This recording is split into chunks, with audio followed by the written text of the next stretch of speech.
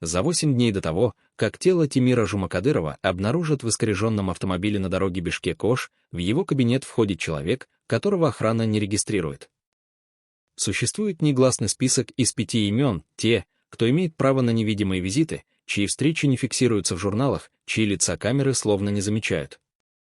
Помощник Жумакадырова слышит из-за двери повышенное голоса, нервное молчание, затем снова голоса. Когда посетитель выходит через 1,5 часа, Тимир выглядит так, будто узнал нечто непоправимое, лицо пепельное, руки дрожат, когда он наливает воду. Но кто этот человек? И что именно он сказал депутату, что заставило того отменить все встречи на следующий день и запереться дома с телефоном, из которого он удалил половину контактов? Сегодня мы впервые попытаемся восстановить цепочку событий, которая началась задолго до той ночи на трассе, и которая повторяет смертельный паттерн, уже однажды сработавший в Киргизии. Медет Садаркулов погиб в 2009 году. Тимир Жумакадыров в 2017.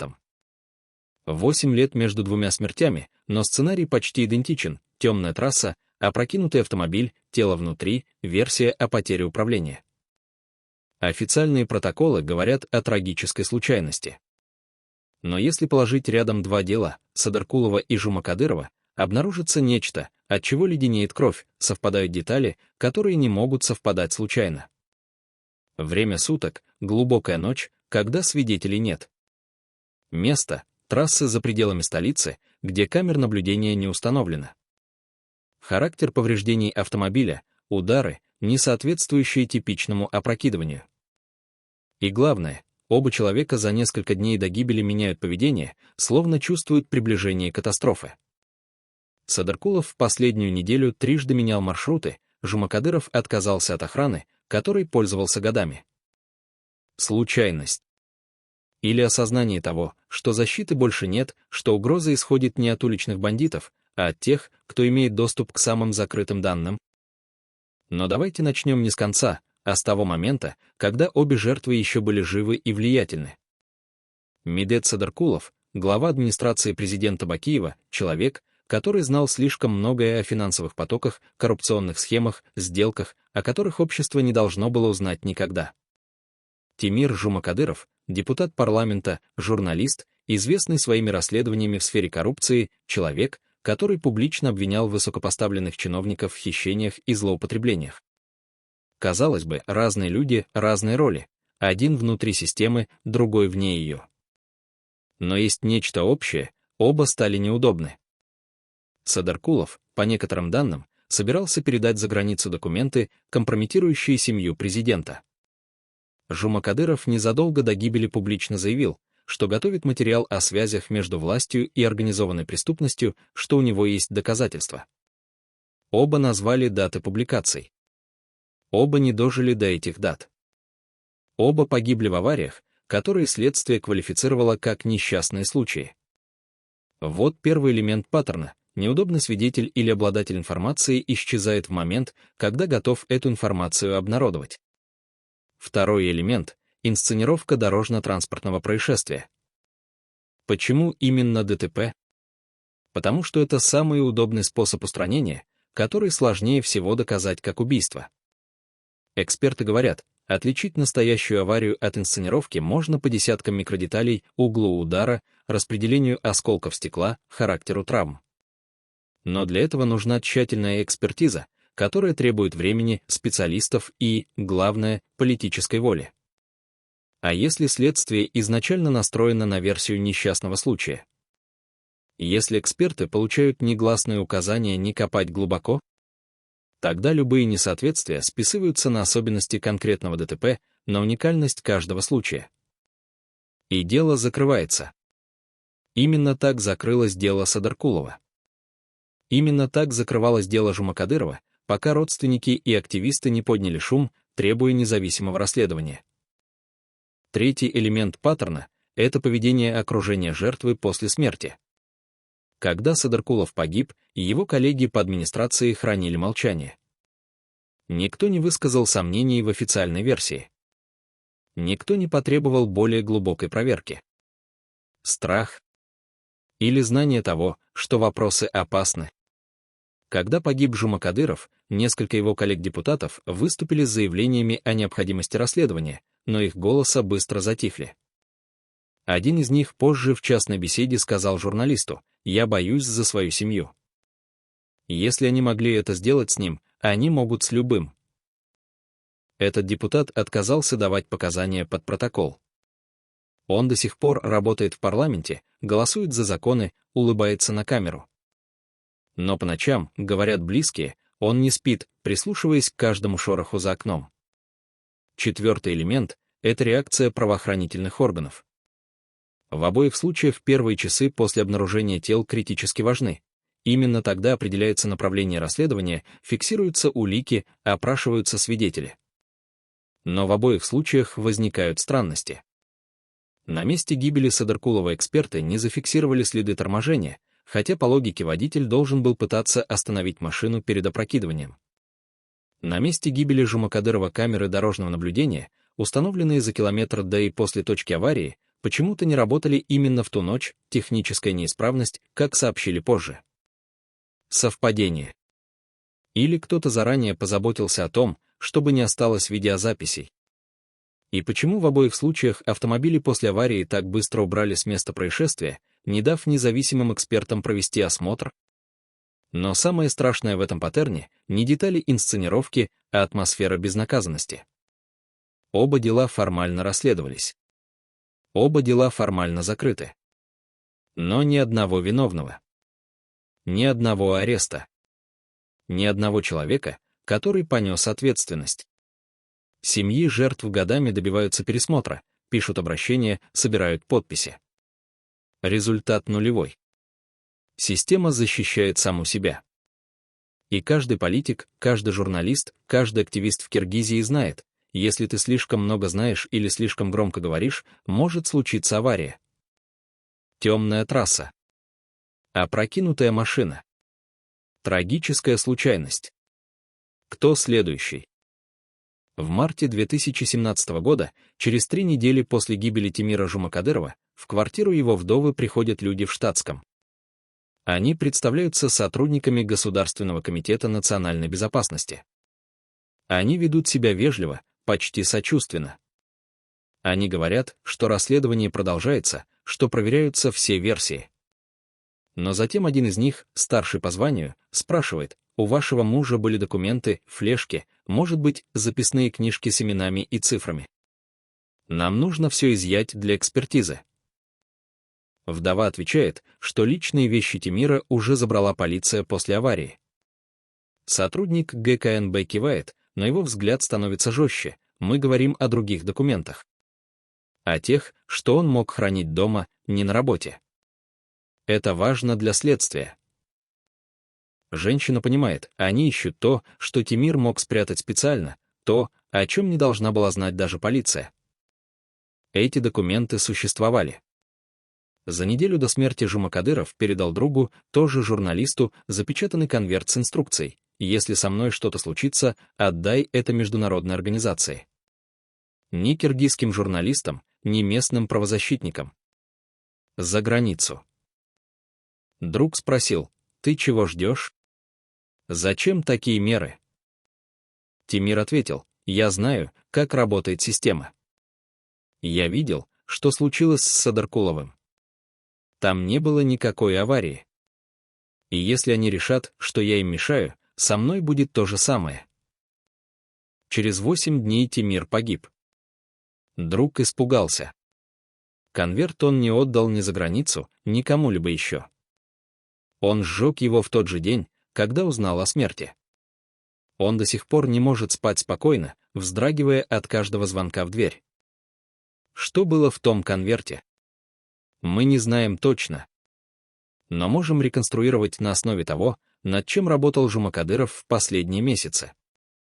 Он собирал доказательства связи между высокопоставленными чиновниками и организованной преступной группировкой, контролирующей наркотрафик из Афганистана через территорию Киргизии. Он брал интервью у бывших участников этой группировки, которые согласились говорить анонимно. Он получил копии банковских документов, показывающих, как деньги от наркоторговли отмывались через легальные компании, зарегистрированные на родственников депутатов. Он планировал опубликовать имена. Он планировал назвать цифры. Он говорил коллегам, это будет громче, чем все, что я делал до этого. Это перевернет систему. Но система перевернула его самого. В ночь на 30 января 2017 года автомобиль Жума Кадырова выехал из Бишкека в направлении города Ош. Официально, для встречи с источником, который обещал передать новые документы. Неофициально, потому что этот источник настоял на встрече именно там, именно в ту ночь и именно без охраны. Тимир поехал один. Камеры на въезде из Бишкека зафиксировали его машину в 23 часа 40 минут. Камеры на выезде должны были зафиксировать через час. Но они не работали. Тело нашли утром на 78-м километре трассы. Машина лежала на боку, лобовое стекло разбито, сам Тимир мертв. Экспертиза установила, смерть наступила от травм, совместимых с автомобильной аварией. Следы алкоголя или наркотиков в крови не обнаружены.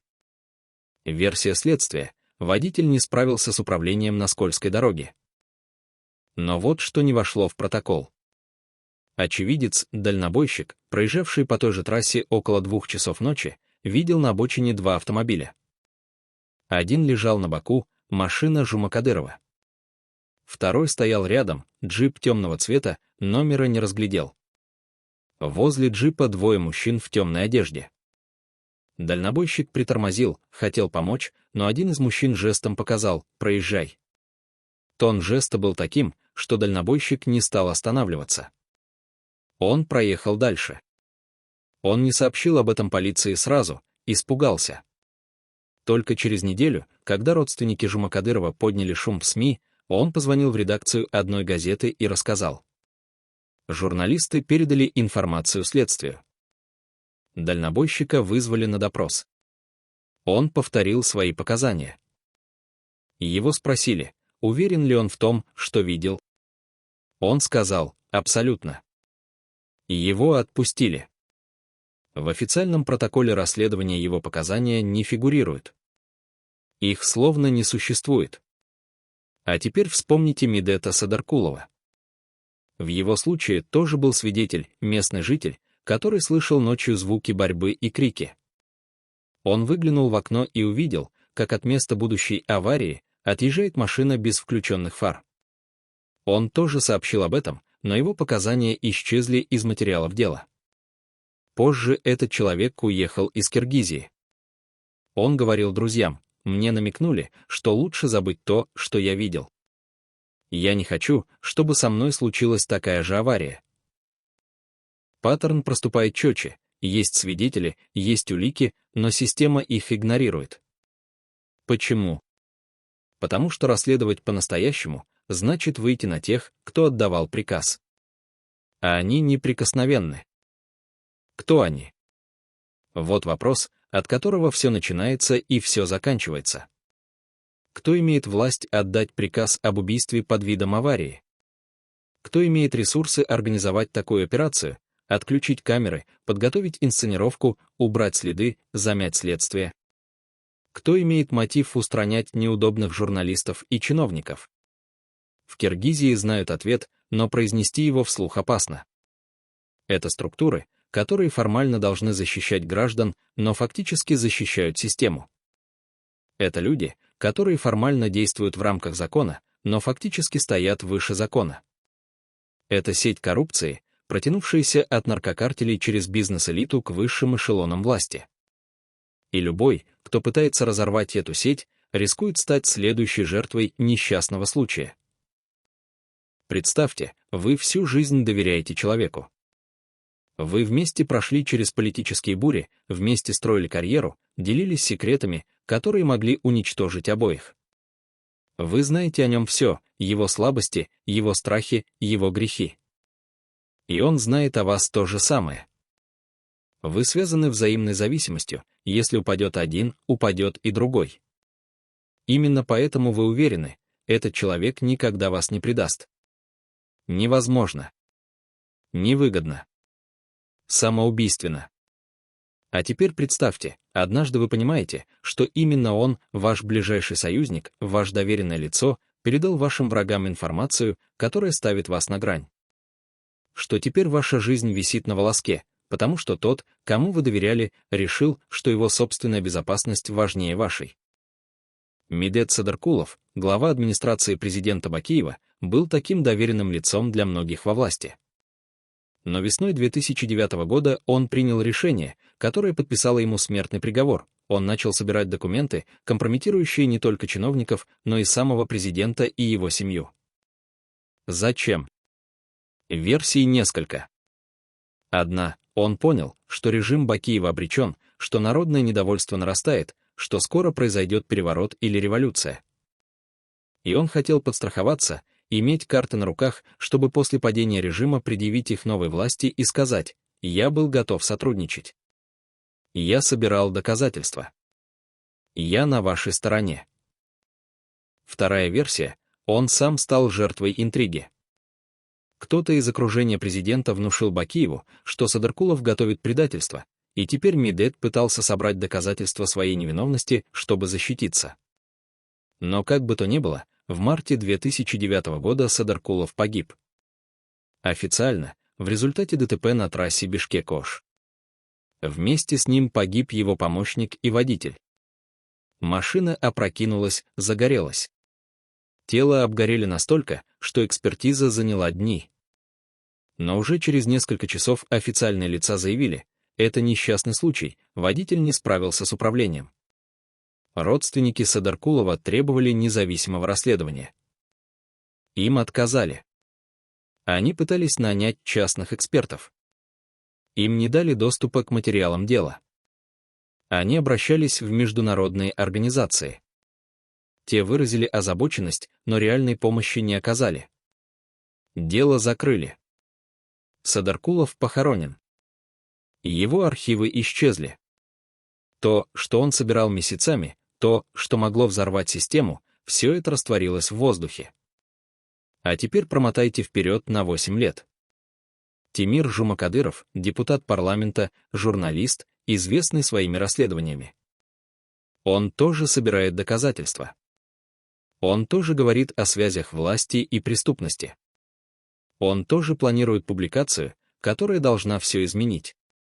Он знает о судьбе Садыркулова. Он даже публично говорил: Садыркулова убили. Это было не ДТП. И система до сих пор защищает убийц. Он понимал риск. Он принимал меры предосторожности. Но он не смог предвидеть одного, что предательство может прийти не от врагов, а от тех, кого он считал союзниками. За несколько дней до смерти Жумакадыров встретился с человеком, который обещал передать ему новые документы, доказательства участия высокопоставленного чиновника в схеме отмывания денег.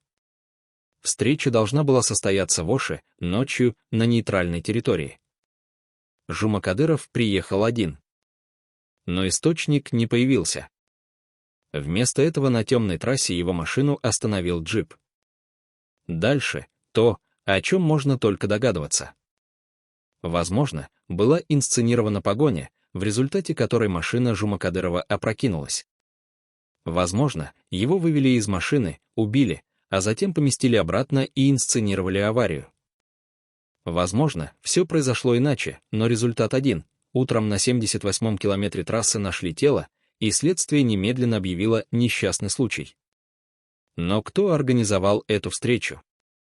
Кто был тем источником, который заманил Жумакадырова на пустынную трассу глубокой ночью? Родственники и коллеги депутата говорят, это был кто-то из его круга, кто-то, кому Тимир доверял. Иначе он не поехал бы один, не отказался бы от охраны, не проигнорировал бы элементарные меры безопасности. Это был человек, который знал, как думает Жумакадыров, на что он готов пойти ради разоблачения, как можно использовать его принципы против него самого. Предатель. Иуда. Тот, кто продал жизнь друга за собственную безопасность или за деньги. Имя этого человека до сих пор неизвестно. Следствие его не искало. Может быть, потому что не хотело найти.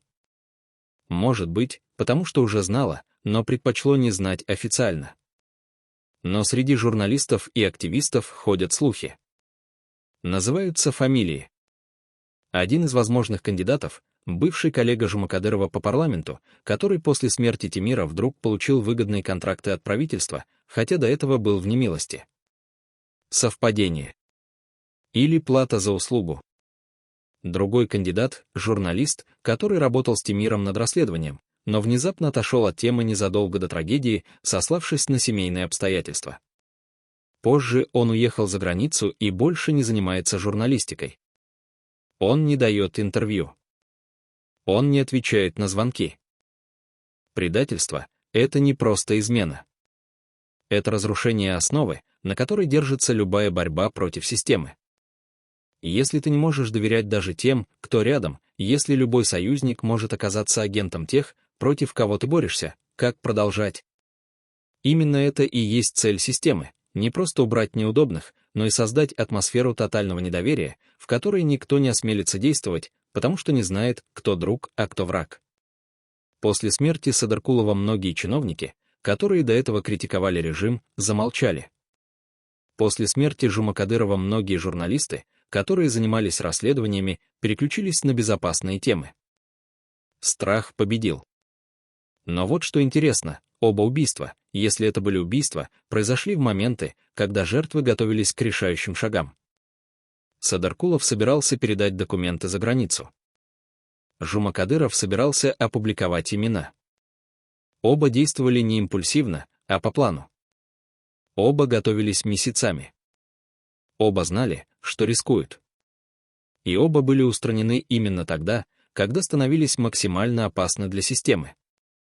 Это говорит о том, что система следила за ними, знала об их планах, имела источники информации внутри их окружения. Это говорит о том, что предательство было не случайным актом, а частью большой операции по зачистке неудобных. Кто стоит за этим? Кто координирует эту зачистку? Кто решает, кто следующий? В Киргизии есть негласный список. Журналисты, активисты, оппозиционные политики знают, если ты попал в этот список, твоя жизнь больше не принадлежит тебе. Ты живешь до тех пор, пока не становишься слишком опасен. А когда становишься, случается авария. Или сердечный приступ. Или самоубийство. Система богата на фантазию. Но паттерн один — неудобный человек исчезает, а следствие быстро закрывает дело, не найдя виновных. И каждый новый случай укрепляет страх, заставляет остальных молчать. Именно в этом цель. Но здесь возникает парадокс. Чем больше система убирает неудобных, тем очевиднее становится паттерн. Одна смерть — трагедия. 2 смерти — совпадение. 3 смерти — система. Садыркулов, Жумакадыров и сколько еще имен, которые мы так и не узнаем. Сколько аварий, которые никогда не расследовали до конца? Сколько семей, которые до сих пор ищут правду, зная, что система никогда ее не выдаст? Но сегодня мы начнем с 2 имен, 2 людей, за которыми стоит целая машина уничтожения неугодных. И эта машина работает до сих пор. Вопрос только один: кто следующий окажется на темной трассе? Личный врач Тимира Жумакадырова наблюдал нечто, о чем предпочитал не говорить вслух. Его пациент умирал задолго до той ночи на трассе Бишкек-Ош. Не от болезни в медицинском смысле, а от той разрушительной силы, которую в учебниках называют хроническим стрессом, а в жизни называют просто страх. В последние 3 месяца перед гибелью Жумакадыров приходил на прием каждую неделю. Жаловался на бессонницу, на боли в груди, на приступы паники среди ночи, когда сердце колотится так, что кажется, вот-вот остановится. Врач выписывал успокоительные, рекомендовал отдых, советовал снизить нагрузку. Но Тимир только качал головой: «Я не могу остановиться сейчас. Если я остановлюсь, они выиграют». Кто они? Врач не спрашивал. В Киргизии есть вещи, о которых лучше не знать, если хочешь спать спокойно и не бояться за свою семью. Но вот что врач зафиксировал в личных записях, которые никогда не передавал в официальные инстанции. За 2 недели до гибели у Жумакадырова появились симптомы, несовместимые с обычным переутомлением. Тремор рук настолько сильный, что он не мог удержать стакан воды. Потеря аппетита до такой степени, что за неделю он похудел на 5 килограммов.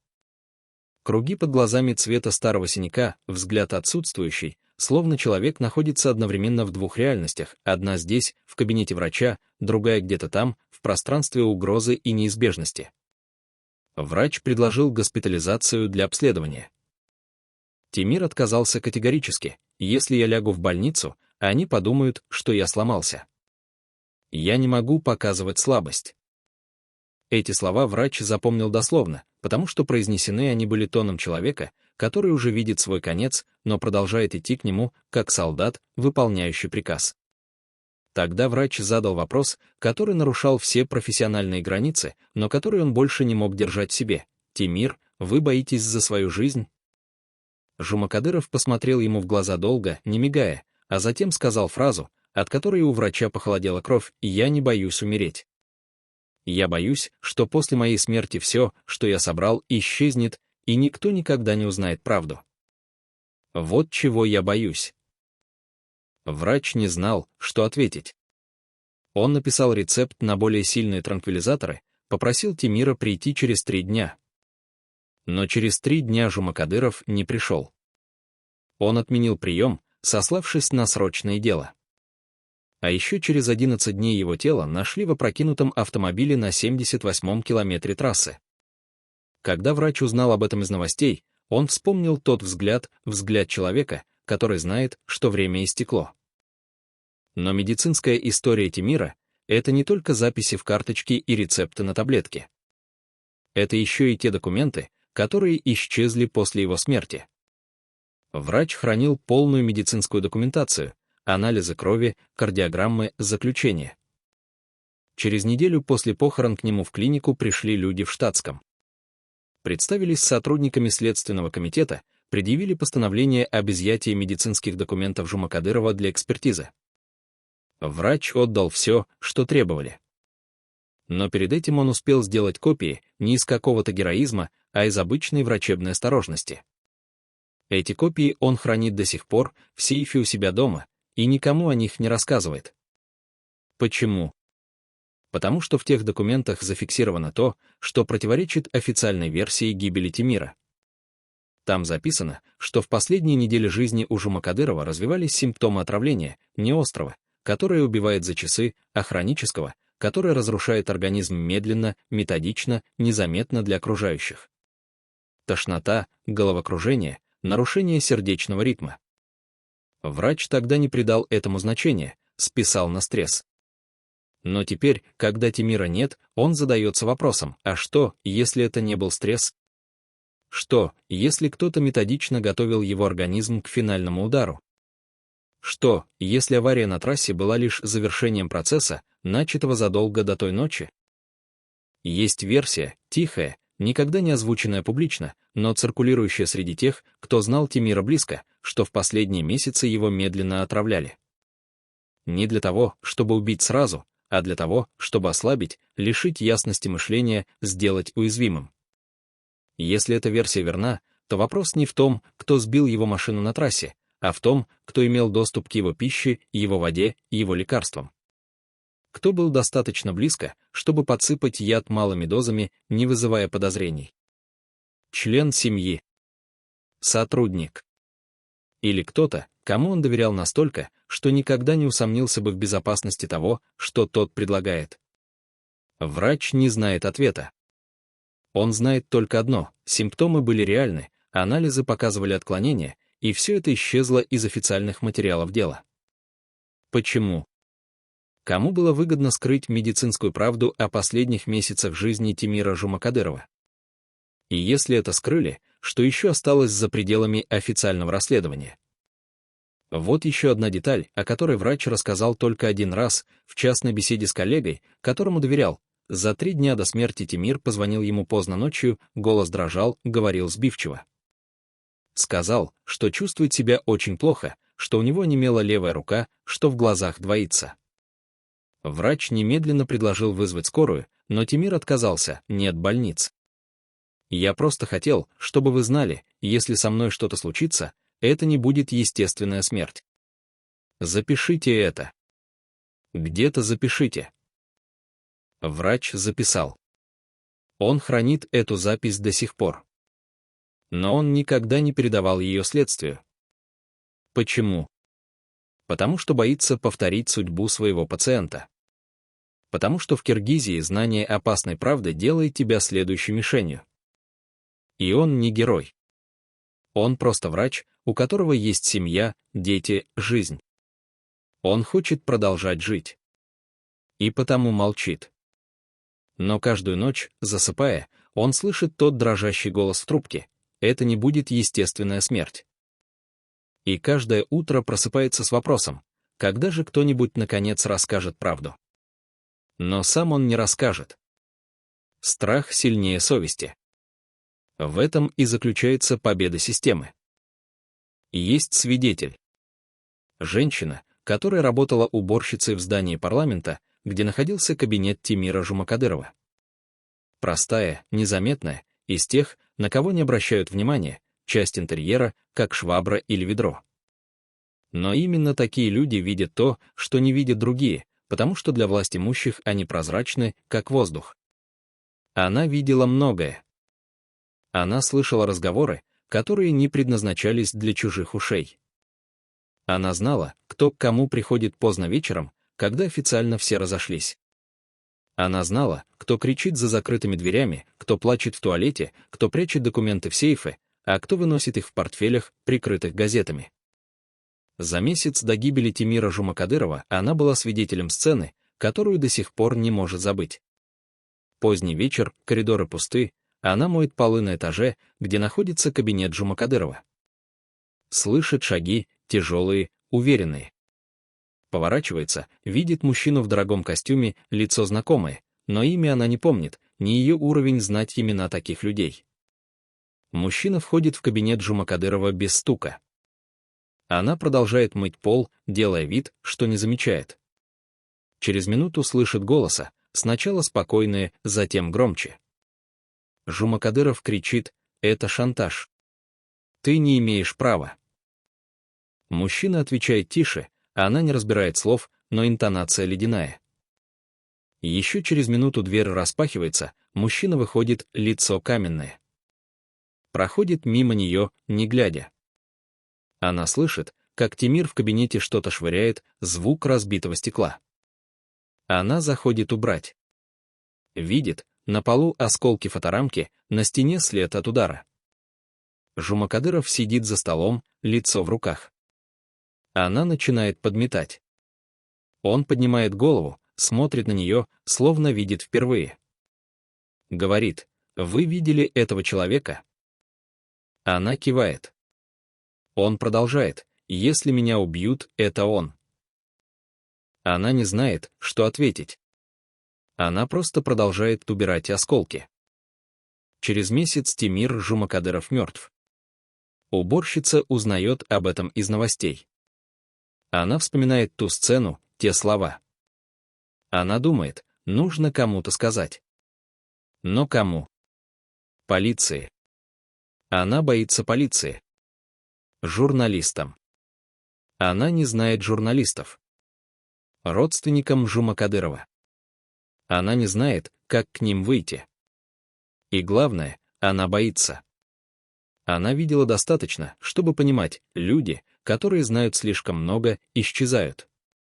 Не обязательно умирают, иногда просто теряют работу, иногда их родственники попадают в неприятности, иногда их дома внезапно проверяет налоговая или санитарные службы находят нарушения. Система умеет наказывать тихо, без шума, без крови. Просто жизнь превращается в ад. И уборщица не хочет ада. Она хочет продолжать работать, получать зарплату, кормить детей. Поэтому она молчит. Но однажды, спустя полгода после гибели Жумакадырова, к ней подходит женщина-журналистка, которая работает над материалом о нераскрытых смертях политиков. Каким-то образом она узнала, что уборщица работала в парламенте, что она могла что-то видеть. Журналистка предлагает встретиться, поговорить, обещает анонимность.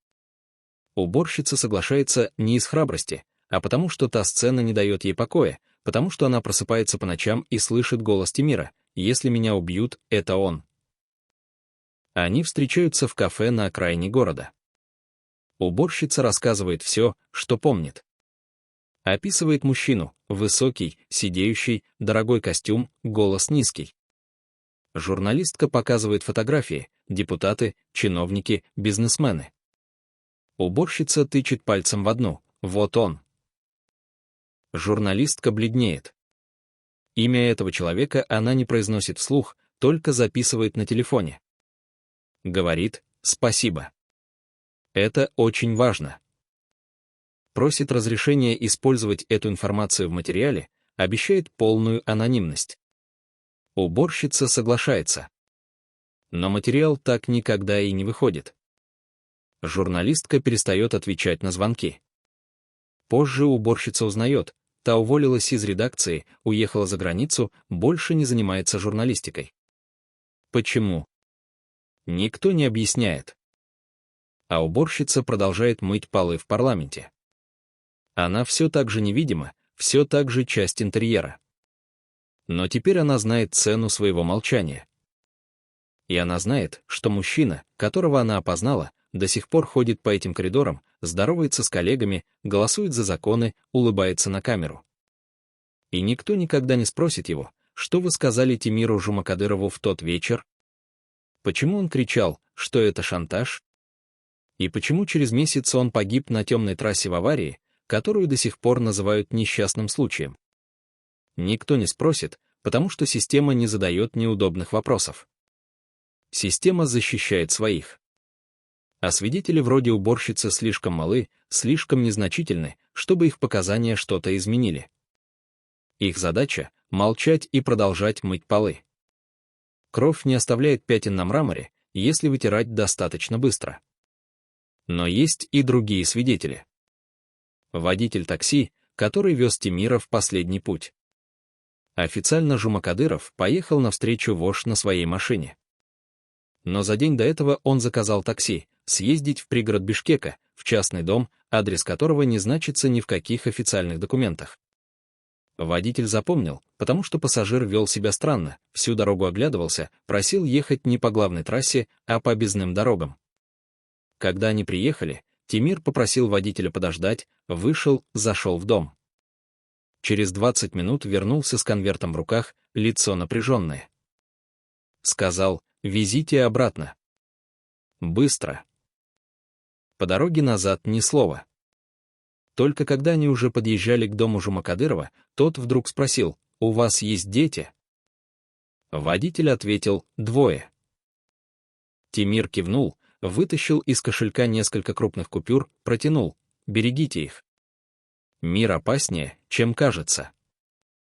Вышел из машины, захлопнул дверь. Водитель больше его не видел. Через день Тимир Жумакадыров мертв. Водитель думает, нужно ли рассказывать кому-то об этой поездке. Но кому? И зачем? Что это изменит? Тимир мертв. Конверт исчез. Дом в пригороде, куда они ездили, кому он принадлежит, водитель не знает. Он просто вез пассажира, получил деньги, уехал. Его дело — возить людей, а не задавать вопросы. Поэтому он тоже молчит. Еще один свидетель, который знает кусочек правды, но не складывает пазл. Потому что в Киргизии складывать такие пазлы опасно для здоровья. Все эти люди — врач, уборщица, водитель такси — знают по кусочку. Никто из них не видит полной картины. Но если собрать их свидетельства вместе, проступает история последних недель Тимира Жумакадырова, человек, которого медленно травили, которого шантажировали, который собирал улики в тайных местах, который знал, что идет к концу, но продолжал двигаться вперед. Почему они молчат? Потому что страх сильнее долга. Потому что система научила их: знание опасно, свидетельство смертельно, молчание — единственный способ выжить. И пока они молчат, убийцы Тимира Жумакадырова ходят свободными, занимают должности, принимают решения, возможно, уже выбирают следующую цель. Вопрос только один: когда же кто-нибудь из этих свидетелей наберется смелости нарушить молчание? Или страх победит навсегда? Дочь Тимира Жумакадырова было 8 лет, когда она в последний раз видела отца живым. Он пришел к ней в комнату поздно вечером, сел на край кровати, долго молчал, глядя в окно. Затем взял ее за руку и сказал фразу, которую она запомнила на всю жизнь: «Если со мной что-то случится, знай, я делал то, что считал правильным. И я хочу, чтобы ты гордилась мной, даже если другие будут говорить плохое». Девочка не поняла тогда, что он имел в виду. Она спросила: «Папа, что может с тобой случиться?» Он улыбнулся грустно, погладил ее по голове. «Ничего, малышка. Просто я хотел, чтобы ты знала». Поцеловал в лоб, вышел из комнаты. Это было за 2 дня до его смерти. Девочка больше никогда не увидела отца. Семья Жумакадырова жила в 2 реальностях. Одна — публичная, та, что показывали на камеру: успешный политик, любящий муж, заботливый отец, человек, борющийся с коррупцией ради светлого будущего страны. Другая, приватная, та, что происходила за закрытыми дверями их дома: мужчина, который не спал по ночам, который часами разговаривал по телефону приглушенным голосом, который прятал документы в сейфе в подвале, который запретил жене и дочери отвечать на звонки с незнакомых номеров. Жена Тимира знала, что муж занимается чем-то опасным. Она не знала деталей, он не рассказывал, говорил, что чем меньше она знает, тем безопаснее. Но она видела, как он меняется, худеет, стареет, взгляд становится отсутствующим, руки дрожат. Она умоляла его остановиться: «Тимир, нам не нужны эти разоблачения. Нам нужно, чтобы ты был жив». Он отвечал: «Если я остановлюсь сейчас, все было зря. Они выиграют. Я не могу позволить им выиграть». Но кто они? Жена не знала конкретных имен. Она знала только, что эти люди опасны, что они уже угрожали. Однажды, за 3 недели до гибели Тимира, ночью кто-то разбил окно в их доме, камень влетел прямо в гостиную, на камне записка: «Последнее предупреждение». Они вызвали полицию. Полиция зафиксировала происшествие, пообещала патрулирование района. Но патрулей не было. Зато через день Тимиру позвонил человек, голос незнакомый: «Окно — это цветочки. В следующий раз будет хуже. Прекрати копать». Тимир не прекратил. Он усилил меры безопасности, установил камеры, сменил замки, попросил друга, бывшего военного, ночевать в доме несколько дней. Но затем, внезапно, за неделю до гибели, он все это отменил. Снял камеры, отпустил друга, сказал жене: «Больше нет смысла прятаться. Если они решили, они доберутся в любом случае. Я просто хочу закончить то, что начал». Жена поняла, он сдался. Не в смысле капитуляции, а в смысле принятия неизбежности. Он знал, что его убьют. Он просто хотел успеть завершить расследование до этого. И он почти успел. За день до смерти он передал жене флешку, сказал: «Спрячь это. Никому не говори. Если со мной что-то случится, отдай это человеку, имя которого я напишу на бумажке». Он написал имя, запечатал в конверт, отдал ей. Она спрятала флешку и конверт вместе, о котором никто, кроме нее, не знал. Когда Тимира убили, она хотела выполнить его последнюю волю. Но через неделю после похорон к ним домой пришли люди из ГКНБ. Они обыскали весь дом, вежливо, по ордеру, но тщательно. Они искали именно это: документы, флешки, записи. Они не нашли, жена спрятала все заранее, в доме родителей, в другом городе. Но после их ухода она поняла: если она попытается передать эти материалы тому человеку, чье имя написал Тимир, они узнают. Они следят за ней. И тогда под угрозой окажется не только она, но и дочь. Она сделала выбор, который ее мучает до сих пор: она уничтожила флешку. Сожгла конверт. Не рассказала никому. Предала последнюю волю мужа ради безопасности дочери. Правильно ли она поступила? Она не знает. Она знает только, что не могла рисковать ребенком. Тимир боролся за правду, за справедливость, за страну. Но он мертв. А дочь жива. И жена выбрала жизнь дочери. Но каждую ночь она просыпается в холодном поту, видя лицо Тимира. «Отдай это человеку, имя которого я напишу». Она не отдала. Она предала его память. И это грызет ее изнутри сильнее, чем любое горе. Потому что Тимир умер не просто так, он умер, пытаясь донести правду. А она эту правду сожгла. Из страха. Из любви к дочери. Из желания жить. Она не герой. Она просто мать, которая выбрала ребенка вместо справедливости. И система это знала. Система на это рассчитывала. Убить неудобного — полдела. Главное — убедиться, что его материалы не всплывут. И лучший способ — запугать семью. Не угрожать прямо, нет. Просто дать понять, вы под наблюдением, мы знаем, где ваш ребенок ходит в школу, мы можем в любой момент. И семья сама уничтожит опасные материалы. Система экономит ресурсы. Элегантно. Эффективно. Беспощадно. Но вот что жена Тимира не знала, он предвидел такой исход. Он знал, что семью запугают, что она не сможет передать материалы. Поэтому он сделал копию. И передал ее другому человеку, не родственнику, не коллеге, а старому другу детства, с которым не виделся 10 лет. Этот друг жил в деревне, далеко от политики, далеко от столицы. Тимир приехал к нему лично, за месяц до смерти. Они выпили чаю, вспомнили молодость. Перед уходом Тимир передал ему запечатанный пакет: «Храни это. Если со мной что-то случится, передашь журналистам.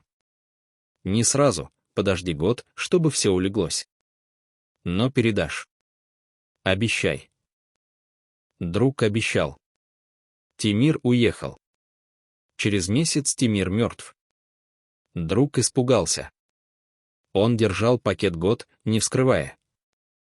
Затем еще год. Затем решил, передам. Связался с журналистами через посредников. Договорился о встрече. Но за день до встречи к нему в деревню приехали люди в штатском. Они не угрожали. Они просто сказали: «Мы знаем, что у вас есть материалы Жумакадырова. Отдайте их нам добровольно, и ничего не случится. Не отдадите, будут проблемы». Друг отдал. Без борьбы. Без попыток спрятать или передать кому-то еще. Просто отдал. Потому что у него тоже дети. Тоже жизнь. Тоже страх. Вот как работает система. Она не только убирает неудобных. Она зачищает все вокруг: семьи, друзей, свидетелей. Она находит каждую копию, каждую флешку, каждую записку. И уничтожает.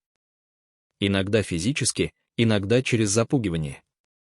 Но результат один — правда исчезает. Остаются только официальные версии. Остается только страх. И остаются семьи, которые молчат, потому что говорить означает умереть. Дочь Тимира выросла. Ей сейчас 16 лет. Она помнит отца смутно: лицо, голос, запах его одеколона. Она знает, что он был политиком, что он боролся с коррупцией, что он погиб в автокатастрофе. Официальная версия. Мать никогда не рассказывала ей правду. Зачем? Чтобы девочка тоже жила в страхе. Чтобы она тоже знала, что отца убили, но убийца на свободе. Лучше пусть верит, что это была трагическая случайность. В архивах Государственного комитета национальной безопасности Киргизии существует досье с кодовым обозначением «Сокол-17». Официально — материалы оперативной разработки по подозрению в разглашении государственной тайны. Неофициально — полная карта последних месяцев жизни Тимира Жумакадырова, каждый телефонный звонок, каждая встреча, каждое перемещение. Досье велось с ноября 2016 года, за 3 месяца до его гибели. Кто санкционировал разработку? В документе стоит подпись заместителя председателя ГКНБ. Но есть детали, которые указывают на более высокий уровень: периодичность отчетов ежедневно, объем привлеченных ресурсов, минимум 5 оперативников постоянно, техническое оснащение, прослушка телефонов, слежка с использованием спецтехники. Такие операции не проводятся против рядового депутата, даже скандального. Такие операции проводятся против тех, кто угрожает самой верхушке пирамиды. Но вот загадка, почему досье заведено именно в ноябре? Что произошло в тот момент, что заставило спецслужбы начать тотальную слежку? Есть версия. В конце октября 2016 года Жумакадыров получил доступ к документам, которых не должно было существовать. Речь о внутренних финансовых отчетах одной из крупнейших государственных компаний, контролирующей транзит энергоресурсов через территорию Киргизии. Отчеты показывали многомиллионные расхождения между официальными цифрами и реальными потоками денег. Куда уходили эти средства? Кому на счета? Жумакадыров начал копать. Он связался с бывшим сотрудником компании, готовым дать показания. Он запросил через депутатские каналы дополнительные документы. И именно в этот момент, ноябрь 2016-го, на него завели досье. Совпадение. Или кто-то из тех, кому он направлял запросы, немедленно доложил наверх, а наверху приняли решение взять под контроль, отслеживать каждый шаг и, если станет опасен, устранить.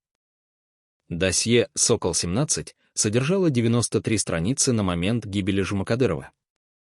После его смерти к делу приобщили еще 27 страниц, заключения экспертов, протоколы осмотра места происшествия, результаты технической экспертизы автомобиля. А затем случилось то, что случается с неудобными делами, досье засекретили. Срок рассекречивания — 75 лет. Это означает, что правда станет доступна лишь в 2092 году, когда все участники событий будут мертвы, когда никого невозможно будет привлечь к ответственности, когда история превратится в архивную пыль. Но даже сейчас, несмотря на гриф секретности, информация просачивается. Бывший сотрудник ГКНБ, увалившийся через год после смерти Жумакадырова, в частной беседе рассказал журналисту, в досье были не только отчеты слежки. Там были рекомендации. Последняя рекомендация датирована 28 января 2017 года, за 2 дня до гибели Тимира. Содержание. Объект представляет критическую угрозу. Рекомендуется применение специальных мер. Что означает «специальные меры» на языке спецслужб? Бывший сотрудник не уточняет. Но через 48 часов после этой рекомендации Тимир Жумакадыров мертв. Кто принимал финальное решение? Кто поставил подпись под приказом, если такой приказ существовал в письменном виде? Или это была устная команда, переданная по цепочке, чтобы не оставлять следов? В системе национальной безопасности есть негласный протокол для таких операций, никаких бумаг, никаких записей, только устное распоряжение между людьми, которым доверяешь абсолютно. Исполнители не знают заказчика. Заказчик не знает деталей исполнения. Между ними 3-4 звена, каждая из которых передает информацию дальше, не фиксируя ничего. И если операция проваливается, если всплывают улики, разорвать цепочку легко. Крайнего назначить еще легче. Система защищает себя. Но есть и одна слабость в этой системе — люди. Рано или поздно кто-то из звеньев начинает бояться за собственную судьбу. Кто-то начинает думать, а вдруг меня сделают крайним? Вдруг, когда дело всплывет, именно мне предъявят. И тогда этот человек начинает собирать страховку, документы, записи, свидетельства, которые смогут переложить ответственность выше. Именно так рождаются утечки. Именно так правда, запертая в секретных архивах, начинает просачиваться наружу. Вопрос времени. Но пока время не пришло. Пока досье «Сокол-17» лежит в сейфе под замком, а те, кто санкционировал операцию, спят спокойно. Они знают, система их защитит. Даже если кто-то из исполнителей заговорит, его никто не послушает. Его объявят сумасшедшим, обиженным, коррумпированным. Его показания дискредитируют через прессу, через подконтрольных экспертов, через утечки о его личной жизни. Система умеет защищать своих. А тех, кто не свои, она умеет уничтожать. Тимир Жумакадыров был не свой. Он задавал вопросы, на которые система не хотела отвечать. Он копал в направлениях, куда копать запрещено. И система его устранила. Элегантно, тихо, под видом несчастного случая. А досье засекретили на 75 лет, чтобы даже мысли не возникло усомниться в официальной версии. Но сейчас мы знаем, версия была написана заранее. Версия была частью плана. И каждый, кто повторяет «трагическая авария», становится соучастником убийства. Неважно, осознанно или нет. Молчание — тоже оружие системы. А вы молчите. За 8 лет у власти, если считать от первого избрания в парламент, Тимир Жумакадыров постарел на 20. Фотографии не врут. На снимке 2009 года мужчина 35 лет, волосы темные, лицо свежее, взгляд прямой и уверенный. На снимке 2017 за месяц до смерти, человек изможденный, седой, с глубокими морщинами вокруг глаз и рта, с тем особым выражением лица, которое бывает у тех, кто давно не спит спокойно. Власть съедает. Не сама власть, а то, что приходит вместе с ней, знание. Знание того, как работает система изнутри. Знание, сколько крови и грязи под каждым решением, под каждым законом, под каждой красивой речью. Жумакадыров знал слишком много. И это знание разъедало его, как кислота. Его помощница рассказывает, последние 3 месяца он почти не ел. Приходил на работу с термосом кофе, пил весь день, отказывался от обеда, ссылаясь на занятость. Коллеги шутили, Тимир сидит на кофейной диете. Но шутки были нервные, потому что все видели, он не худеет для красоты. Он тает, как свеча. Щеки ввалились, скулы проступили резко, шея стала тонкой, руки почти прозрачными. Кожа приобрела тот нездоровый оттенок, который врачи называют землистым. Под глазами круги настолько темные, что казалось, будто кто-то нарисовал их углем. Походка изменилась, из уверенной, быстрой превратилась в медленную, осторожную, будто каждый шаг давался с трудом. Коллеги спрашивали: «Тимир, ты болен? Сходи к врачу».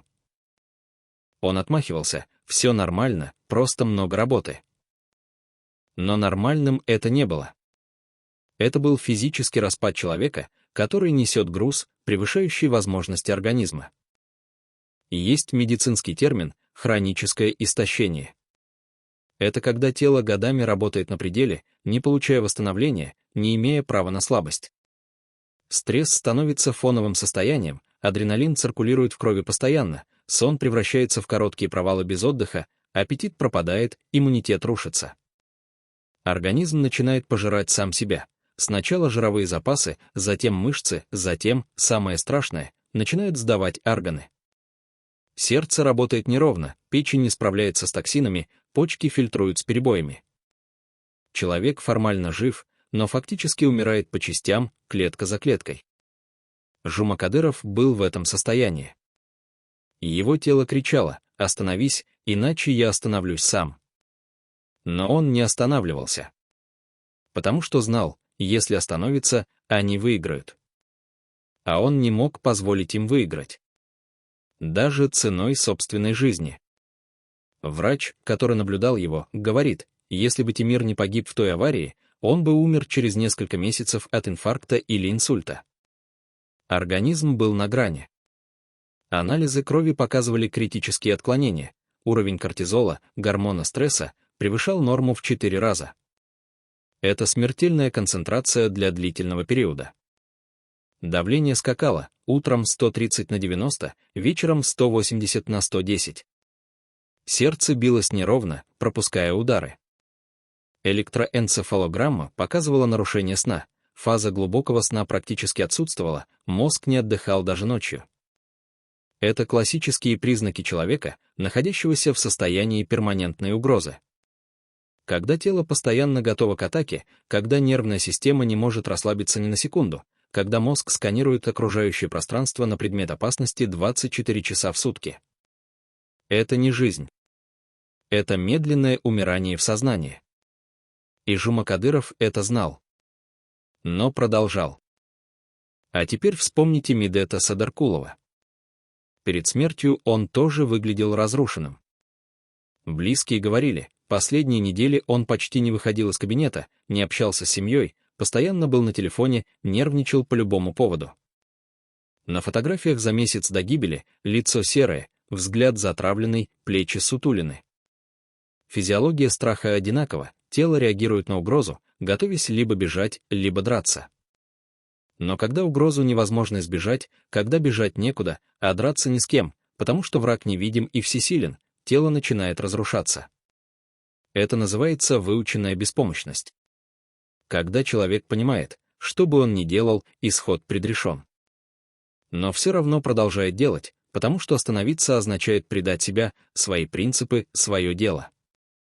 И эта борьба с неизбежностью съедает человека физически, превращая его в тень самого себя. Коллеги Жумакадырова вспоминают, на последнем заседании парламента, в котором он участвовал за 4 дня до смерти, он выступал с речью о необходимости создания независимой комиссии по расследованию коррупции в силовых структурах. Речь была страстная, убедительная, но голос срывался, руки дрожали, когда он держал листы с текстом. В какой-то момент он остановился на полуслове, закрыл глаза, глубоко вдохнул, затем продолжил. Кто-то из депутатов потом сказал, он выглядел как человек, произносящий последнюю речь. Так и оказалось. Это было его последнее публичное выступление. Через 4 дня Тимир Жумакадыров мертв. Но речь осталась. Она записана на видео, доступна в архивах парламента. Пересмотрите ее. Посмотрите на этого человека, изможденного, седого, с дрожащими руками и срывающимся голосом. И задайте себе вопрос, что нужно знать, чтобы так выглядеть? Какую тяжесть нужно нести на плечах, чтобы тело разрушалось на глазах? И почему никто из коллег-депутатов не спросил, «Тимир, что с тобой происходит?» Почему все молчали, отводили глаза, делали вид, что не замечают? Потому что знали. Все знали, что он копает в опасном направлении. Все знали, что это плохо кончится. И никто не хотел оказаться рядом, когда это случится. Потому что быть рядом с обреченным значит рисковать самому. Система изолирует жертву. Сначала психологически, потом физически. А окружающие помогают этой изоляции своим молчанием. И когда жертва падает, все разводят руками, как жаль, трагедия, но мы же не могли знать. Ложь. Знали. Просто молчали. Из страха. После гибели Тимира Жумакадырова один человек получил все. Не в смысле славы или публичного признания, а в смысле реальной власти и денег. Через 3 месяца после смерти депутата этот человек, назовем его субъект X, потому что назвать имя публично означает подписать себе приговор, был назначен на ключевую должность в государственной структуре, контролирующей распределение бюджетных средств. Через 6 месяцев компания, зарегистрированная на родственника субъекта X, получила крупнейший государственный контракт на поставку оборудования. Через год субъект X стал одним из самых влиятельных людей в теневой политике Киргизии. Совпадение. Или закономерный результат устранения конкурента, который мешал? Вот как работает принцип Цоэ-Бона, кому выгодно. Следователи всегда задают этот вопрос при расследовании убийств. Но в случае политических убийств ответ лежит на поверхности, просто никто не осмеливается его произнести вслух. Жумакадыров расследовал коррупционную схему, в которой через подставные компании отмывались средства из государственного бюджета. Он собрал доказательства, указывающие на конкретных людей. Один из этих людей — субъект X. Тимир планировал обнародовать имена и документы. Если бы он это сделал, карьера субъекта X закончилась бы в один день. Возможно, последовали бы уголовное дело, арест, конфискация имущества. Но Тимир не успел. Он погиб. А субъект X не только избежал разоблачения, но и получил повышение. Давайте проследим хронологию. Ноябрь 2016 года. Жумакадыров публично заявляет, что готовит материал о коррупции в структурах, связанных с закупками. Декабрь. Субъект X встречается с высокопоставленным чиновником ГКНБ. О чем они говорили? Официальная версия — обсуждение вопросов безопасности. Неофициальная — субъект X передает информацию о деятельности Жумакадырова, просит обратить внимание. Январь 2017-го. Слежка за Жумакадыровым усиливается. 28 января. В досье «Сокол-17» появляется рекомендация о применении специальных мер. 30 января. Жумакадыров мертв. Апрель. Субъект X получает назначение на новую должность. Видите связь? Но это только видимая часть. Есть еще финансовый след. После смерти Жумакадырова несколько компаний, которые фигурировали в его расследовании как подозрительные, получили крупные государственные контракты. Общая сумма — более 100 миллионов сомов. Бенефициары этих компаний — родственники и доверенные лица 3 высокопоставленных чиновников. Один из них — субъект X. Совпадение. Или плата за услугу. Или, что еще циничнее, просто возможность спокойно работать, не опасаясь разоблачения, потому что тот, кто мог разоблачить, больше не жив. В архивах есть еще один документ, о котором мало кто знает. Это служебная записка, составленная сотрудником финансовой полиции за 2 месяца до смерти Жумакадырова. В записке перечислены компании, подозреваемые в отмывании бюджетных средств, и рекомендуется провести проверку. Записка была направлена руководству. Руководство инициировало проверку. Но проверка внезапно остановилась в январе 2017 года, официально из-за недостатка ресурсов, неофициально по указанию сверху. Кто дал указание? В документах это не зафиксировано. Но сотрудник, составлявший записку, позже уволился из финансовой полиции. Он говорит, ему намекнули, что продолжать копать опасно. Что есть люди, которым эта проверка не нужна. Что лучше заняться другими делами. Он послушался. Потому что хотел жить. А теперь представьте картину целиком. Жумакадыров копает. Финансовая полиция начинает проверку. Субъект X понимает, если проверка продолжится, а Жумакадыров опубликует материалы, все рухнет. Нужно действовать. Он использует связи, выходит на людей в ГКНБ, которые имеют возможность организовать операцию. Дает команду остановить проверку, устранить Жумакадырова. Команда выполняется. Проверка останавливается. Жумакадыров убит. Субъект X в безопасности. Более того, он получает вознаграждение, новую должность, новые контракты, новую власть. Идеальное преступление. Никаких следов. Никаких улик. Только результат — один человек мертв, другой на вершине. Но есть одна проблема. Информация просачивается. Не сразу, не громко, но просачивается. Бывшие сотрудники спецслужб, увалившиеся или уехавшие за границу, начинают говорить. Журналисты начинают соединять точки. Активисты начинают требовать пересмотра дела. И постепенно имя субъекта X всплывает в разговорах. Не в официальных обвинениях, нет, но в кулуарных беседах, в закрытых чатах, в анонимных публикациях. Люди начинают понимать, вот кому было выгодно. Вот кто получил все. Вот главный злодей. Но понимать и доказать — разные вещи. Субъект X защищен системой. У него есть связи, деньги, власть. У него есть люди, которые готовы прикрыть его, потому что сами замешаны в той же схеме. Система защищает своих. И пока система держится, субъект X неприкосновенен. Но вот вопрос, который не дает покоя тем, кто знает эту историю: сколько еще таких субъектов X в Киргизии? Сколько еще людей, которые устраняли конкурентов руками спецслужб, которые получали власть и деньги через убийство под видом несчастных случаев, которые спят спокойно, зная, что система их защитит? И главное, когда эта система рухнет? Или она вечна?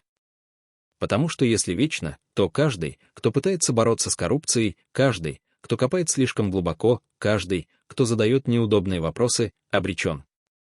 Он станет следующим Жумакадыровым, следующим Садаркуловым, следующим именем в списке нераскрытых смертей. И через несколько лет после его гибели появится новый субъект X, который получит все, что принадлежало мертвому. И цикл повторится. Снова и снова. Пока кто-то не скажет «хватит». Пока кто-то не решится разорвать эту цепь. Но кто? Вы готовы. Вспомните последнего человека, которому вы доверяете полностью. Теперь представьте, этот человек предает вас в самый черный день вашей жизни. Так случилось с Тимиром Жумакадыровым. 29 января 2017 года, за 24 часа до гибели, ему позвонил человек, которого он знал 15 лет. Соратник по оппозиционной борьбе, коллега по парламенту, тот, с кем делились не только политическими планами, но и семейными тайнами. Назовем его Сергей. Это не настоящее имя, но имя не важно. Важно то, что произошло дальше. Сергей сказал: «У меня есть человек, готовый передать тебе документы. Окончательные доказательства той схемы, которую ты расследуешь. Но он согласен встретиться только с тобой лично, только ночью, только на трассе Бишкек-Ош в безлюдном месте». Тимир не был наивным.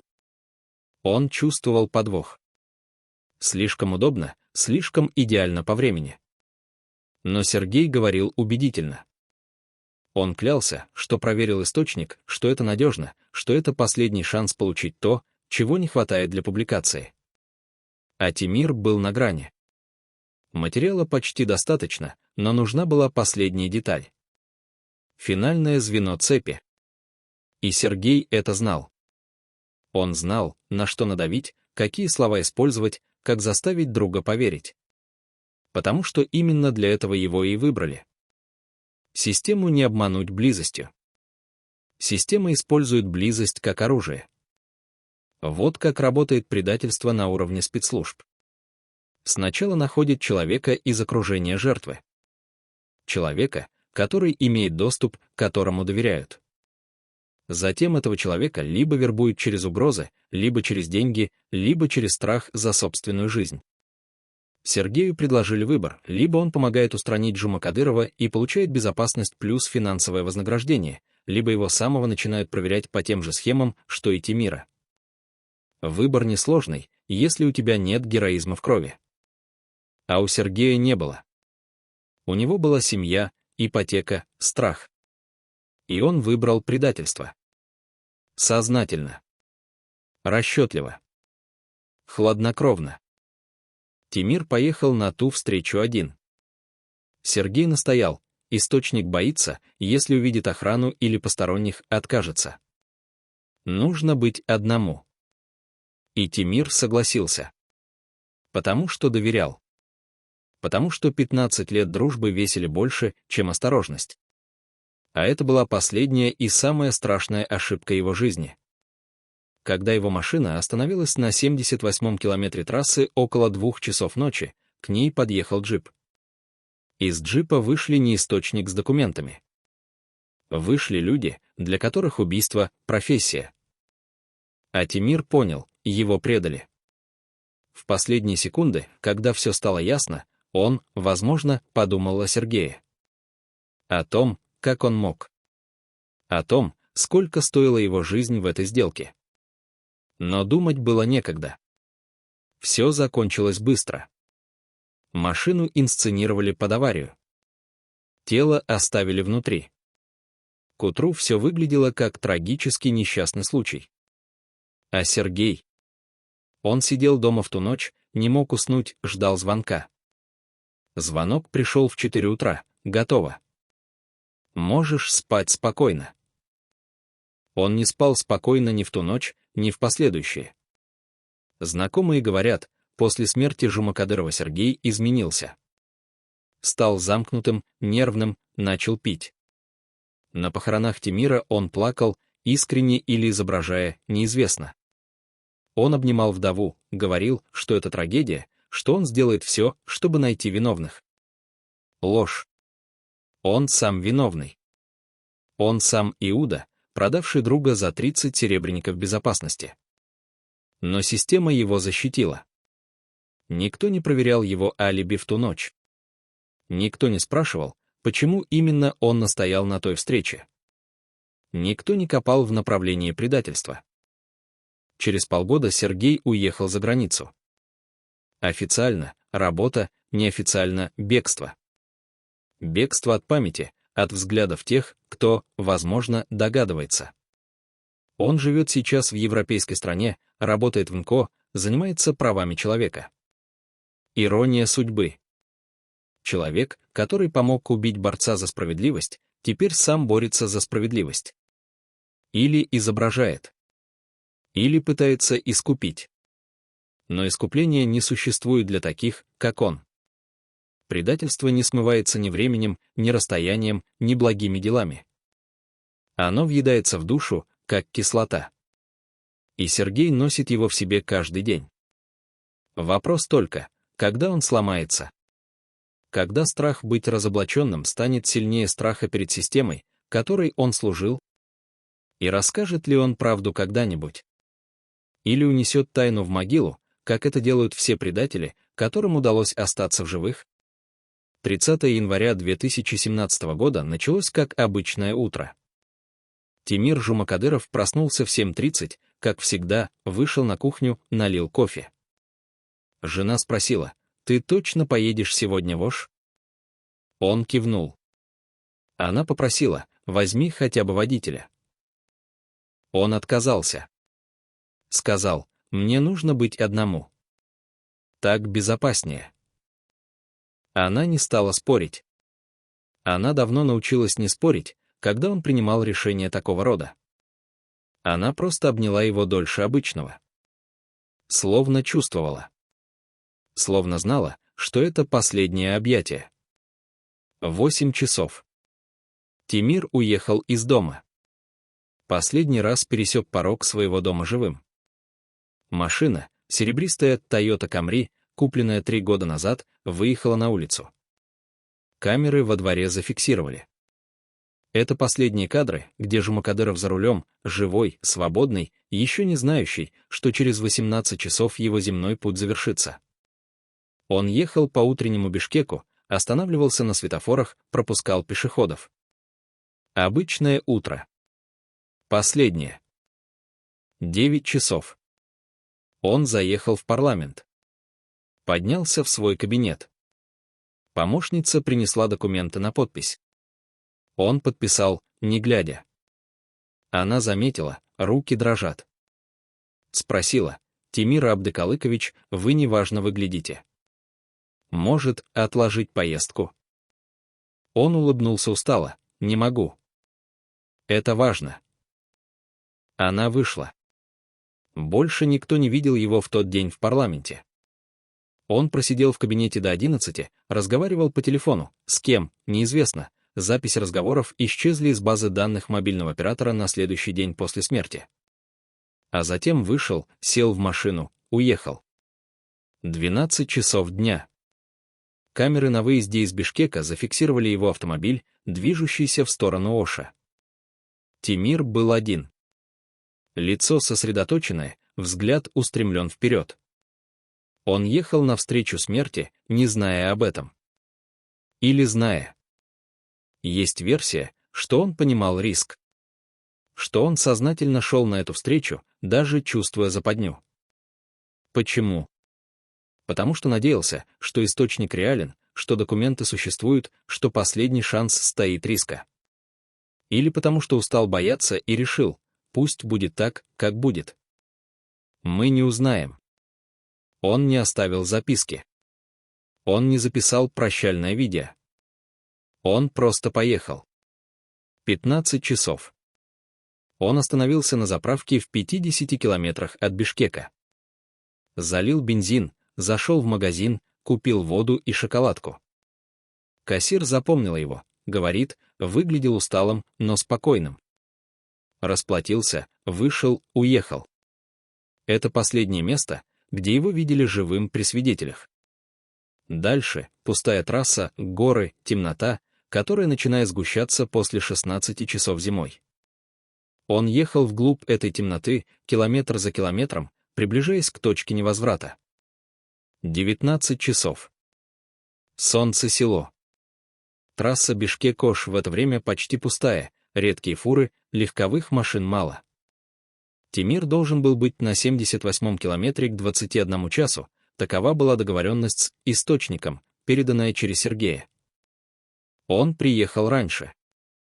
Около 20:30 его машина остановилась на обочине.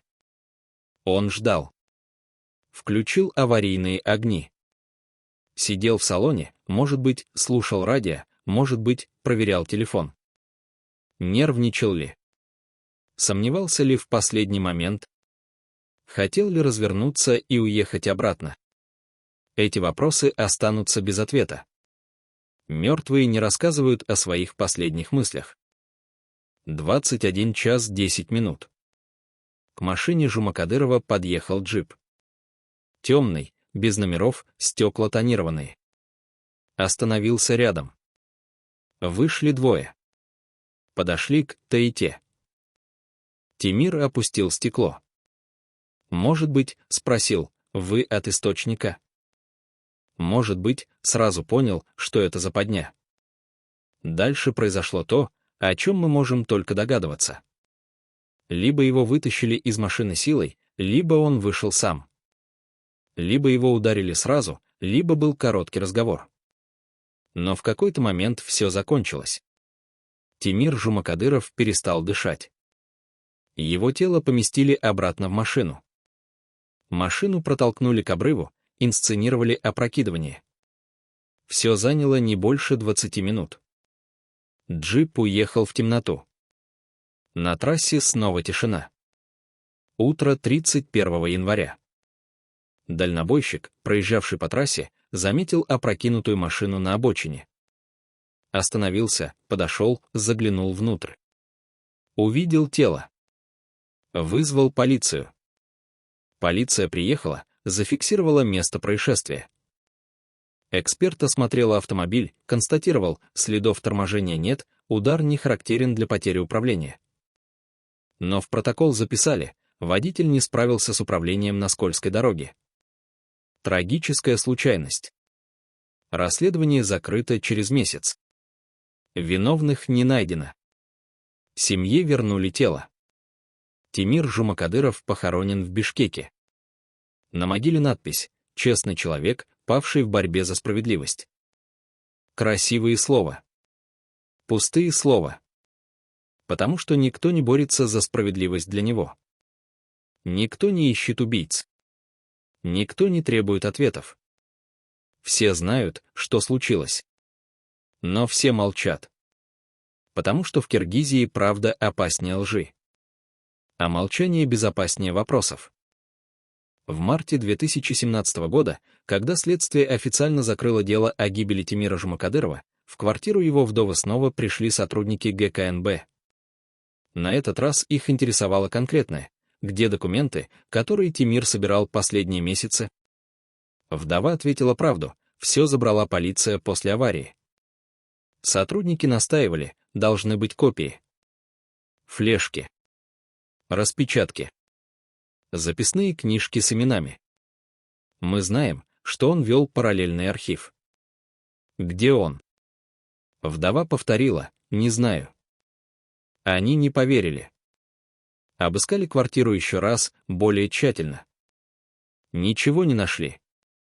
Потому что, как мы помним, вдова уже уничтожила флешку, которую передал ей Тимир перед смертью. Но был еще один архив. Тот, о котором она не знала. За 3 дня до гибели Жумакадыров приехал в тайное место, съемная квартира на окраине Бишкека, зарегистрированная на чужое имя. Там он хранил дубликаты всех собранных материалов, документы, сканы, записи разговоров, фотографии. Полный архив его расследования. Он заезжал туда раз в неделю, обновлял данные, делал резервные копии. Это была его страховка. Последняя линия защиты. Если с ним что-то случится, материалы останутся. И рано или поздно кто-то их найдет. Кто-то использует. Кто-то расскажет правду. Но произошло то, чего Тимир не предвидел. Тот, кто сдавал ему квартиру, знакомый риэлтор, которому он доверял, испугался после его смерти. Испугался настолько, что через неделю вошел в квартиру, собрал все документы, все флешки, все, что там лежало, и сжег. Просто сжег во дворе, в железной бочке, пока горело несколько часов. Почему он это сделал? Потому что к нему пришли люди. Не угрожали прямо. Просто спросили: «Вы сдавали квартиру Жумакадырову?» Он ответил: «Да». Они продолжили: «Если там осталось что-то, что может заинтересовать следствие, вы обязаны сообщить. Иначе будут проблемы». Соучастие в сокрытии улик. Уголовная ответственность. Риэлтор понял: либо он уничтожает все, либо становится следующей мишенью. Он выбрал уничтожение. Он выбрал жизнь вместо правды. Как и все остальные. Как жена Тимира. Как друг, которому Тимир передал копию. Как водитель такси, который молчит. Как врач, который хранит анализы в сейфе. Все выбрали молчание. И потому архив Жумакадырова исчез. Полностью. Безвозвратно. Но есть деталь, о которой не знают ни спецслужбы, ни семья, ни риэлтор. За месяц до гибели Тимир сделал еще одну копию. Финальную страховку. Он записал на защищенную флешку весь массив данных и передал ее человеку, которого никто не подозревает. Ни родственник. Ни друг. Ни коллега. А простой библиотекарь из областной библиотеки, с которым Тимир познакомился случайно, когда искал архивные материалы для другого расследования. Они разговорились, выпили чаю, Тимир почувствовал, этот человек не из системы, он не замешан ни в какой политике, он просто честный библиотекарь, любящий книги и правду. Перед уходом Тимир протянул ему запечатанный конверт с флешкой внутри. Сказал: «Если со мной что-то случится, откройте это через год. Там инструкция, что делать». Библиотекарь взял, не задавая вопросов. Положил конверт в сейф, где хранятся редкие книги. Тимир погиб. Прошел год. Библиотекарь открыл конверт. Там флешка и записка: «Передайте это международной правозащитной организации». Список контактов во вложенном файле. Не открывайте сами. Просто передайте. Это важнее вашей жизни и моей смерти. Тимир. Библиотекарь подключил флешку к компьютеру, который не имеет выхода в интернет. Открыл файл с контактами. Увидел имена, телефоны, адрес организаций Европы и США. Прочитал инструкцию: отправить через защищенные каналы, не использовать личную почту, действовать через посредников. И тут библиотекарь задумался. Он подумал о своей семье. О своей работе. О том, что будет, и если спецслужбы узнают. Они же узнают. Они все узнают. И тогда не только он, но и его близкие окажутся под угрозой. Он держал флешку в руках несколько дней. Не мог решить, выполнить последнюю волю мертвого человека или защитить живых. Он перечитывал записку: «Это важнее вашей жизни и моей смерти». Но для него его жизнь важнее. Его дети важнее. Его право дожить до старости важнее чужой справедливости. И он принял решение. Он не уничтожил флешку. Но и не передал. Он спрятал ее глубже. В другой сейф. В другом здании. В таком месте, где ее никто не найдет. И сказал себе: когда-нибудь. Когда все успокоится. Когда система изменится. Когда станет безопасно. Тогда я передам. Но этого тогда не наступило. Прошло 5 лет. Библиотекарь постарел. Флешка лежит в сейфе. Правда погребена. Жума-Кадыров мертв. Убийцы свободны. И вот вопрос, который разрывает изнутри: сколько еще таких флешек спрятано в Киргизии? Сколько еще людей держат в руках правду, но боятся ее открыть? Сколько еще архивов ждут своего часа, пока те, кто их хранит, набираются смелости или умирают, так и не передав дальше? А главное, изменится ли что-нибудь, и если эти архивы всплывут? Или система настолько сильна, что даже полная правда ее не разрушит? Потому что правда без силы, способная ее защитить, это просто слово. А слова в Киргизии убивают только тех, кто их произносит. Остальные продолжают жить, как жили. Продолжают красть, убивать, молчать. И никакая флешка это не изменит. Пока люди боятся больше, чем верят. Пока молчание выгоднее крика. Пока быть героем означает стать трупом. После смерти Тимира Жумакадырова его семья распалась. Вдова не выдержала давления, постоянных визитов непрошенных гостей, слежки, страха за дочь. Через 2 года она уехала в Россию с ребенком, сменила фамилию, оборвала все связи с прошлым. Дочь выросла, не зная полной правды о судьбе отца. Ей сказали, это была авария. Трагическая случайность. Она верит. Или делает вид, что верит. Может быть, где-то глубоко внутри она чувствует ложь. Но задавать вопросы она не будет. Мать научила ее главному правилу выживания в Киргизии: не копай там, где опасно. Живи тихо. Будь незаметной. Так безопаснее. Те, кто предал Тимира, получили все, на что рассчитывали. Сергей живет в Европе, работает в сфере прав человека, публикует статьи о демократии и справедливости. Ирония судьбы не перестает быть ироничной. Субъект X занял еще более высокую должность, контролирует еще большие финансовые потоки, стал одним из ключевых игроков в теневой политике страны. Сотрудники ГКНБ, организовавшие операцию по устранению, продолжают служить, получают награды, растут по карьерной лестнице. Система наградила своих. Система защитила своих. Система доказала, быть ее частью выгоднее, чем быть против нее. А страна? Киргизия продолжает жить в том же режиме, что и несколько лет назад. Журналисты молчат или пишут о безопасных темах. Политики выступают с громкими речами, но не трогают реальные схемы коррупции. Активисты организуют митинги, но избегают называть конкретные имена. Все научились играть в игру, где главное правило — не заходить слишком далеко. Потому что те, кто заходят, исчезают.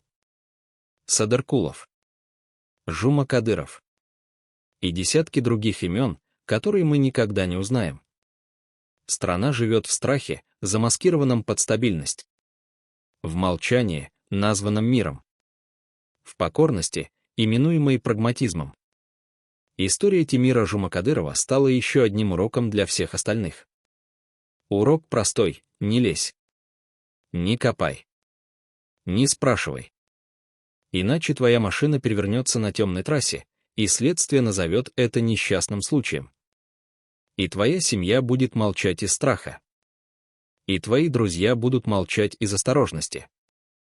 И твои архивы исчезнут в огне или в сейфах у тех, кто боится их открыть. И через несколько лет о тебе забудут. Останется только имя на могильной плите и короткая заметка в газете: трагическая гибель депутата. Ни слова о том, что это было убийство. Ни слова о том, кто стоял за этим. Потому что правда опасна. А ложь удобна. И система выбирает удобное. Но главный вопрос остается. Тот вопрос, который не дает покоя тем немногим, кто еще помнит и еще думает. Кто на самом деле управляет Киргизией? Кто принимает решения об устранении неугодных? Кто стоит на вершине этой пирамиды крови и молчания? Мы видим исполнителей, предателей, чиновников, оперативников. Но кто дает финальную команду? Кто ставит подпись, реальную или метафорическую, под приговором? И почему, спустя 5 лет после гибели Жумакадырова, Эти люди до сих пор у власти, до сих пор неприкосновенны, до сих пор продолжают решать, кто следующий окажется на темной трассе. Ответ погребен в тех самых секретных досье, засекреченных на 75 лет. В тех флешках, спрятанных в сейфах библиотекарями, которые боятся их открыть. В памяти предателей, которые пытаются забыть, но не могут. Правда существует. Она просто недоступна. Пока.